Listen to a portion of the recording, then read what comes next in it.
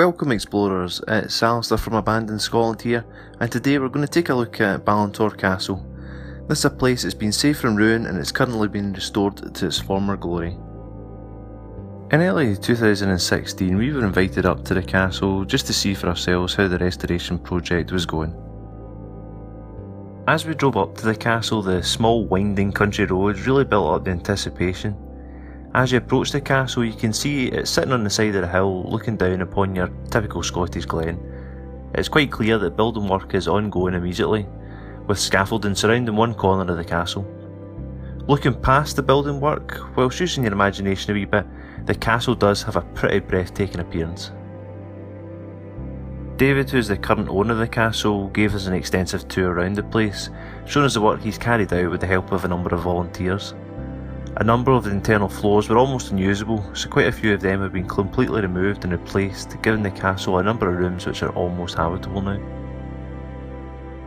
David gave us a lesson on the history of the castle and the compulsory purchase order, which helped him acquire it in the end.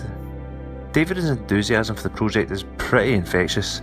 The scale and financial commitment to such a project just absolutely petrifies me, but David seems just to take this in his stride. So a wee bit of history about Balintore Castle. It was built in the mid to late 1800s and was commissioned by David Lyon, the MP, as a sporting lodge. It was designed by the architect William Burns, whose other work includes Edinburgh Academy and the Church of St John the Evangelist, which is also in Edinburgh. It is reported that a tower house named Balintore existed on the site since the late 16th century. The castle has had a roller coaster of a life already. It was built by a politician who had inherited a fortune thanks to his family investments in the East India Company, to then being abandoned due to extensive dry rot in the 1960s. Balintore Castle exchanged hands several times over the subsequent years until about 1994 when it was purchased by a Taiwanese businessman.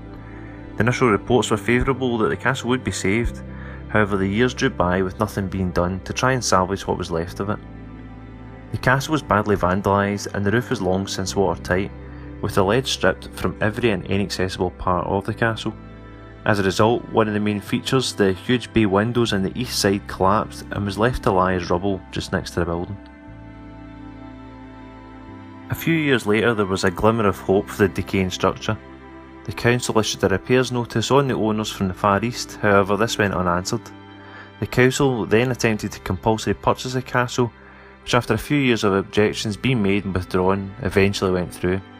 It was then sold to its current owner David, who took on what can only be described as a mammoth task to restore the building to its former grandeur.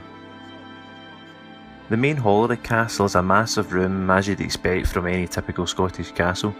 I can't imagine the number of feasts and parties that the hall would have been home to during its lifetime.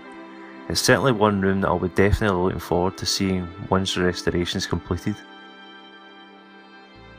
Being able to walk about the castle was a great experience for me. Even before starting in Abandoned Scotland, I've always had a passion for castles.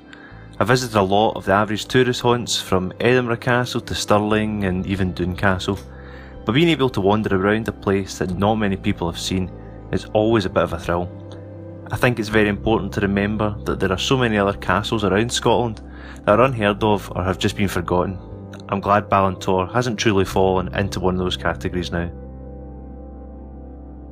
David took us up to the highest point of the castle, which is a fantastic view of the glen that it sits overlooking. It's easily the kind of place on a warm summer's day you could just kick back and watch the sunset. Work has steadily progressed since David took on the project, with the building once again sealed to the elements thankfully. Slowly and carefully the building is beginning to look like a castle again, which is a magnificent sight to behold. The remnants of the huge bay windows have been gathered up in preparation for what will one day be a giant jigsaw puzzle when putting it back together. People often say to us that they would love to see places like Balor Hospital or East End House saved, but both of these are examples of places that are possibly already past the point of redemption. What places do you realistically think have some hope of being used again in future? Being able to save and restore a part of Scotland's history is something that I would love to do, and maybe one day I'll eventually get my opportunity. In the meantime though, it's great to see the hard work being done by people like David to make projects like this come back to life. If you're interested in keeping up to date with the restoration project, we will put a link to David's blog, which he regularly updates with his progress, into the description below. If you've enjoyed the video, then why not subscribe to the channel so you can keep up to date with our weekly releases.